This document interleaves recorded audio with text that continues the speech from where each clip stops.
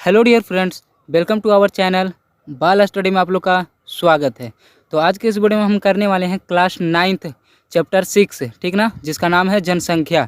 इसका हम क्या करने वाले, इसमें कारण बताएं, अति लघुत्तरीय और लघुत्तरीय प्रश्न हम लोग इसमें देखने वाले हैं, ठीक ना।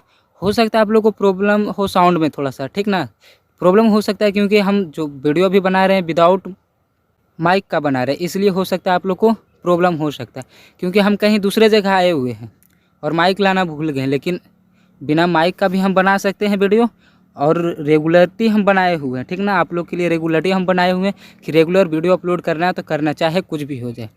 इसलिए माइक नहीं है फिर भी वीडियो बना रहे हैं, ठीक है। तो आप लोग थोड़ा गौर से, थोड़ा स्पीकर बढ़ा लीजिएगा अपना, सुनिएगा गौर से, ठीक है। चलिए ज़्यादा लेट ना करते हैं, लेकिन एक बात और बताना चाहते हैं कि हमारे चैनल पे सभी सब्जेक्ट का क्वेश्चन आंसर जो है अपलोड है, ठीक ना, अवेलेबल है सभी क्वेश्चन आंसर, ठीक ना। कोई भी हो जाए, जैसे फिजिक्स हो जाए, केमिस्ट्री, हिस्ट्री, बायो, ये सब जो कुछ का भी आप खोजिएगा सभी का क्वेश्चन आंसर हमारे चैनल पे आप लोग को मिल जाएगा, ठीक है। चलिए ज़्यादा देर ना करते हैं, वीडियो स्टार्ट करते हैं। तो पहला देखिए, कारण बताएं का पहला क्वेश्चन है यहाँ पे। कारण बताएं का पहला क्वेश्चन है कि बिहार में झारखंड की अपेक्षा अधिक घनी जनसंख्या मिलती है क्यों।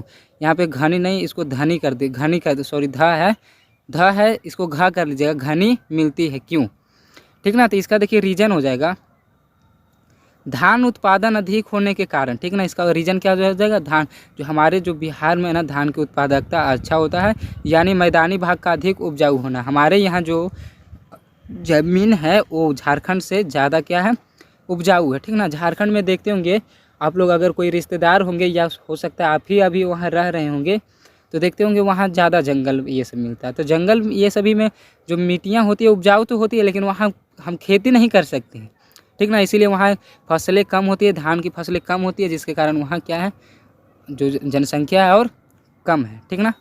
ठीक है, अब दूसरा नंबर क्वेश्चन देखिए कि भारत की जनसंख्या तेज़ी से बढ़ रही है क्यों। इसका कारण है अशिक्षा और गरीबी। गरीबी हमारे पास और अशिक्षा भी है।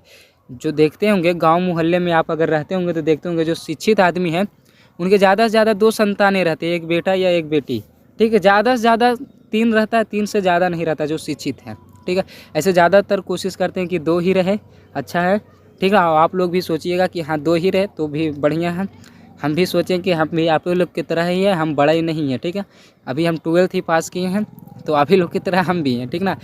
हो सकता है आप लोग हमसे भी बड़े होंगे, क्योंकि अगर हमको देखिएगा ना तो एक बच्चा की तरह लगते हैं। बस 12th दे दिए लेकिन एग्ज़ाम। चलिए छोड़िए, हटाइए ये सब बात, लेकिन ध्यान रखिएगा। हाँ, अशिक्षा आप लोग थोड़ा ना है, अशिक्षित थोड़ा ना है आप लोग शिक्षित है ना, तो ये सभी पे ध्यान रखिएगा आप लोग, ठीक है। एक टीचर के नाते हम बोल दिए, अगर आप लोग को हो सकता है कुछ बुरा लगा होगा तो माफ़ कर दीजिएगा। तीसरा नंबर क्वेश्चन है कि दक्षिणी पठार में जनसंख्या का घनत्व सर्वत्र समान नहीं मिलता है। यानी कि दक्षिणी पठार में जो जनसंख्या है समान सभी जगह नहीं मिलता, सर्वत्र मिस होता है सभी जगह, ठीक ना, सभी जगह नहीं मिलता है क्यों। इसका देखिए रीजन हो जाएगा दक्षिणी पठार में कृषि कार्य सुचारू रूप से संपन्न नहीं हो पाता। जो दक्षिणी जो पठार में ना, वहाँ कृषि जो कार्य है सुचारू रूप से, यानी कि सभी जगह अच्छे तरीके से नहीं हो पाता है। इसी कारण है कि जनसंख्या वहाँ अलग अलग दिखाई देता है, ठीक ना। चौथा नंबर क्वेश्चन है कि राजस्थान एवं अरुणाचल प्रदेश विरल जनसंख्या के क्षेत्र है क्यों। विरल मिस होता है समझिए कम, राजस्थान एवं अरुणाचल जो है ना विरल जनसंख्या के क्षेत्र है क्यों। तो इसका देखिए रीजन हो जाएगा राजस्थान में जल वर्षा की कमी से, और अरुणाचल में, ठीक ना, अरुणाचल में भी क्या होता है, वर्षा कम होता है, और राजस्थान में भी वर्षा कम होता है। अरुणाचल प्रदेश और राजस्थान, ये देखिएगा तो ऐसे आप लोग जीके में पढ़े भी होंगे कि राजस्थान जो है ना सबसे भारत का बड़ा राज्य है ना, लेकिन वो क्षेत्रफल की दृष्टि से हो गया, यानी जगह जमीन की दृष्टि से हो गया। लेकिन अगर यही जनसंख्या की दृष्टि से देखिएगा तो हो जाता है उत्तर प्रदेश। सोचिए भारत का सबसे बड़ा राज्य कौन है, राजस्थान। वहाँ जनसंख्या की कमी, क्यों कमी है, क्योंकि वहाँ वर्षा का अभाव है, वहाँ उतना अच्छा से खेती नहीं हो पाता, जिसके कारण वहाँ लोग ज़्यादा रहते नहीं रहते हैं, जिसके कारण क्या समझ रहे हैं ना आप, कम ही होगा। चलिए अब अति लघुत्तरीय प्रश्न में देखते हैं। अति लघुत्तरीय प्रश्न का पहला क्वेश्चन है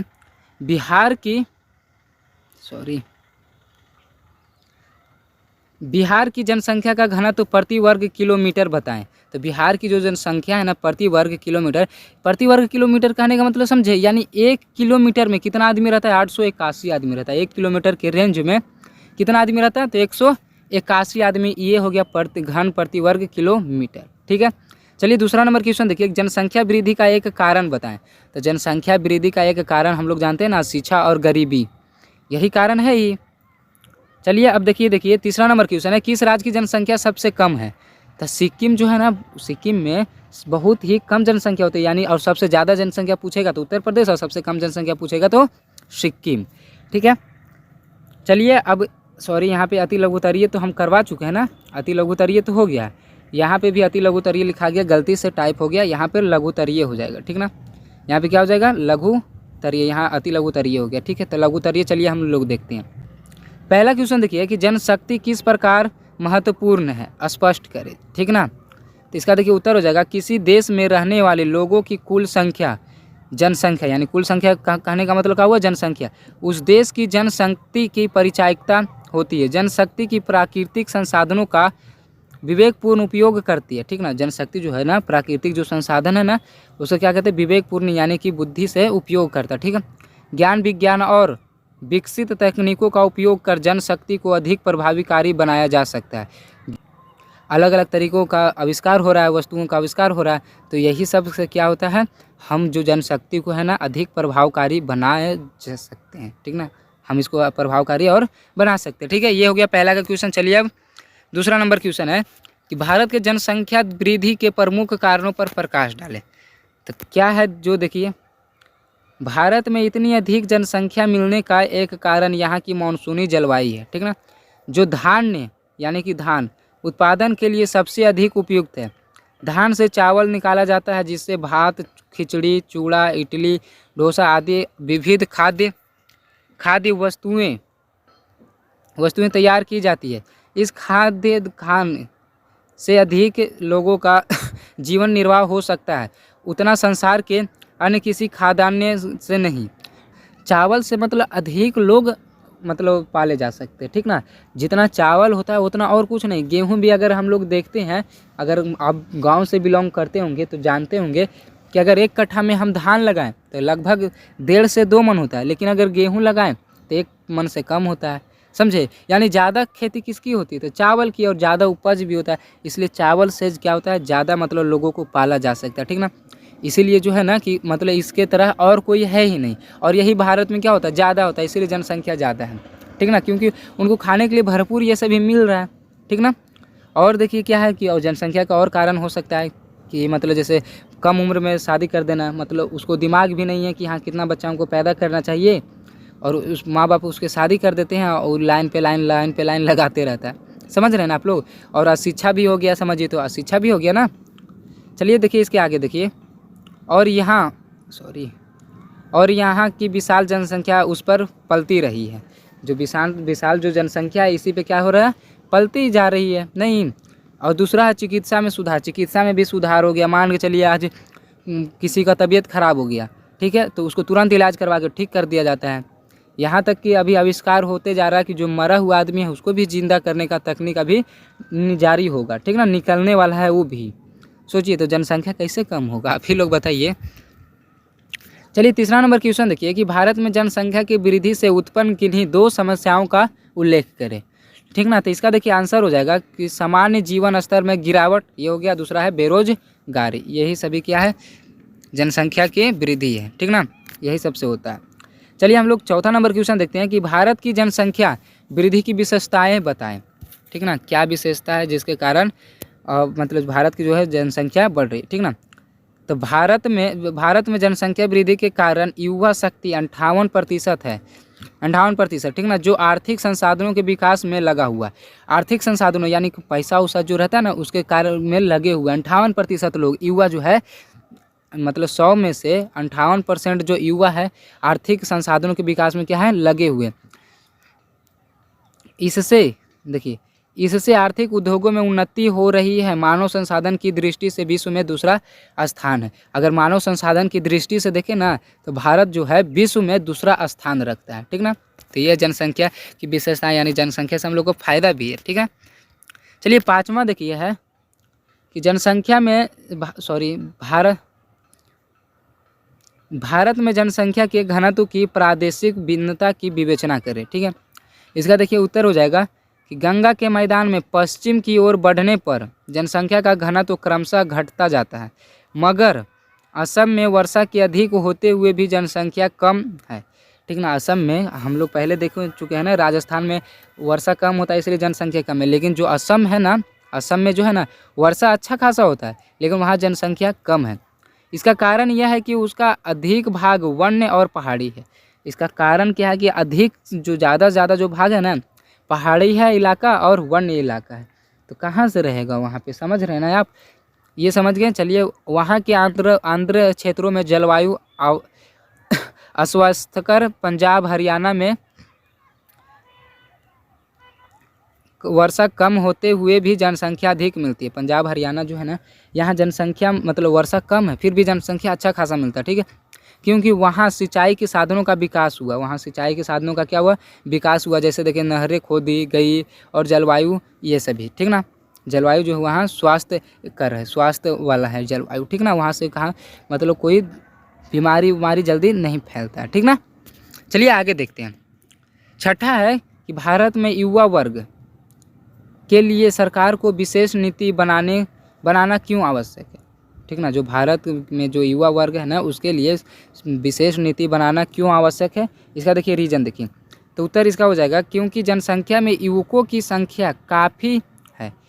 जो युवक है ना यानी जवान जो है ना उसकी जनसंख्या क्या है, बहुत काफ़ी है। ठीक ना, जो बेरोजगारी के कारण भटक रहे हैं, बेरोजगारी के लिए क्या कर रहे हैं, इधर से उधर भटक रहे हैं, जैसे हम भी हैं उसमें एक है, उनमें निराशा व्याप्त है और वे आपराधिक प्रवृत्ति अपनाने लगे हैं। आपराधिक मतलब समझ रहे हैं ना, जैसे कुछ चोर ये सब मतलब बन रहे हैं, डाका डाल रहे हैं, तो गला किसी का काट रहे हैं, ये सभी कर रहे हैं।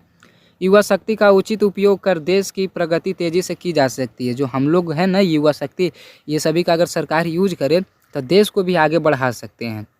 चलिए, ये था छठा नंबर क्वेश्चन। चलिए 7वां नंबर क्वेश्चन, तो टिप्पणियाँ लिखिए। तो देखिए ये बड़ा हो जाएगा, इसको हम मतलब आप लोग को दिखा देते हैं। ठीक ना, ये आप लोग लिख लीजिएगा, ऐसे भी हमको पता है कि आप लोग लिखते ही हैं।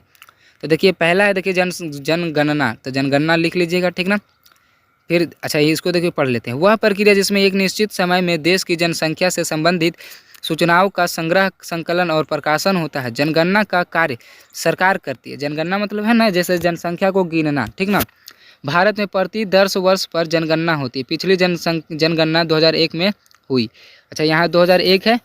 ठीक ना, 2001 में हुई थी, फिर 2011 में और फिर 2021 में। तो यहाँ पे आप लोग 2021 कर लीजिएगा, यहाँ पे गलती से लिखा गया 2001, क्योंकि ये देखिए बुक में जैसे लिखा हुआ था वैसे ही हम कर दिए हैं। ठीक ना, यहाँ पे मतलब ध्यान नहीं दिए, जैसे अपना मॉडिफाई भी करते हैं लेकिन यहाँ पे करना भूल गए हम।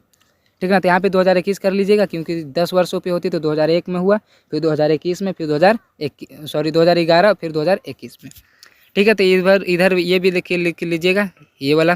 फिर लिंग अनुपात, किशोरावस्था जनसंख्या। ठीक ना, फिर ये देखिए राष्ट्रीय जनसंख्या नीति, ये लिख लीजिएगा, साक्षरता लिख लीजिएगा। फिर 8वां नंबर क्वेश्चन देखते हैं। 8वां नंबर क्वेश्चन है कि स्वस्थ जनसंख्या किस तरह लाभकारी है, स्पष्ट करें।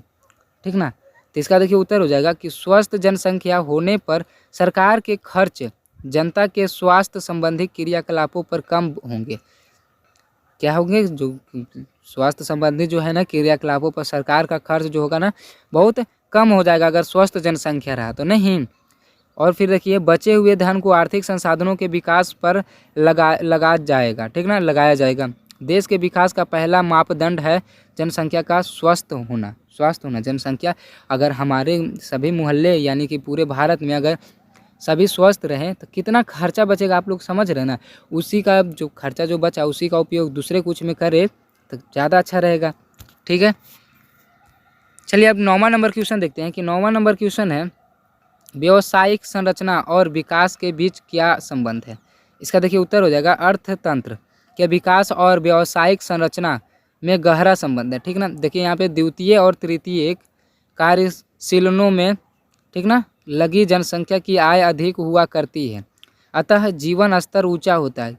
कृषि या अन्य प्राथमिक क्रियाशीलनों पर आश्रित जनसंख्या का जीवन स्तर ऊंचा नहीं होता है। भारत के 2/3 लोग ठीक ना कृषि पर आश्रित है। 2/3 लोग समझ रहे हैं ना, यानी कि 67% जो लोग हैं कृषि पे आश्रित है, ठीक ना। 13% लोग उद्योगों में लगे हैं और शेष 20% सेवा कार्य में। सेवा कार्य मतलब समझ गए ना, जैसे जो नौकरी वाले हैं वो हो गए 20%, ठीक ना। तो 67% कृषि पे आश्रित है, समझ रहे हैं ना। तो कहाँ से मतलब भारत विकास करेगा, हमारा देश विकास करेगा। ठीक है, चलिए आगे देखते हैं। सॉरी,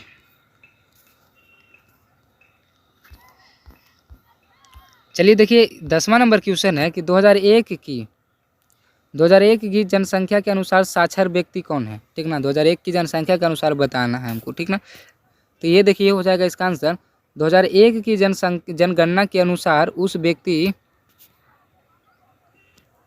10वां नंबर क्वेश्चन देखिए कि 2001 की जनसंख्या के अनुसार साक्षर व्यक्ति कौन है, ठीक है। इसका उत्तर हो जाएगा 2001 की जनगणना के अनुसार उस व्यक्ति को साक्षर माना गया जिसकी उम्र 7 वर्ष या उससे अधिक है, ठीक ना। 2001 की जो जनगणना के अनुसार जो कहा गया है उस व्यक्ति को साक्षर माना गया जिसका उम्र क्या हो, 7 वर्ष या तो 7 वर्ष से अधिक, ठीक ना। तथा जो किसी भी भाषा को समझकर लिख पढ़ या सकता है। किसी भी भाषा, हिंदी, इंग्लिश, चाहे चीन मतलब जो लैंग्वेज होता है ना चाइना का, वो सभी कुछ भी भाषा को समझ कर क्या करे, पढ़ लिख सकता है। जहाँ तक साक्षरता की बात है, 2001 की जनगणना के अनुसार 100 पुरुषों में 76 साक्षर और 100 स्त्रियों में 54 साक्षर है। स्त्री पुरुषों को मिलाकर साक्षरता 65% है। यानी कि समझ रहे हैं ना, 2001 की जनगणना के अनुसार 100 पुरुष में कितना पढ़ता था, तो 76 आदमी पढ़ता था, ठीक ना। और बाकी 24 गया। 100 स्त्री में 54 स्त्री मात्र पढ़ती थी, ठीक ना। अगर टोटल दोनों को मिला के देखें तो 65% पढ़ता था और 35% नहीं, ठीक ना। यह 2001 के जनगणना के अनुसार है साक्षरता, ठीक ना। तो चलिए ये था 10 नंबर क्वेश्चन, अब ये भी ख़त्म हो गया। तो ये चैप्टर का हो गया कारण बताएं, अति लघु उत्तरीय, लघु उत्तरीय ख़त्म हो गया। अब इसका पार्ट 2 यानी कि दीर्घ उत्तरीय इसका आएगा दूसरे वीडियो में। तो वीडियो कैसा लगा होगा आप लोग कमेंट में ज़रूर बता दीजिएगा, ठीक है। अगर वॉइस प्रॉब्लम हुआ होगा तो इसके लिए सॉरी, माफ़ कर दीजिएगा, दिल से माफ़ी मांग रहे हैं, क्योंकि मेरे पास माइक अभी उपलब्ध नहीं था और हमको वीडियो भी डालना था, इसीलिए ऐसे ही डाल दिए, ठीक है। तो चलिए मिलते हैं अगले वीडियो में, तब तक के लिए जय हिंद, जय भारत।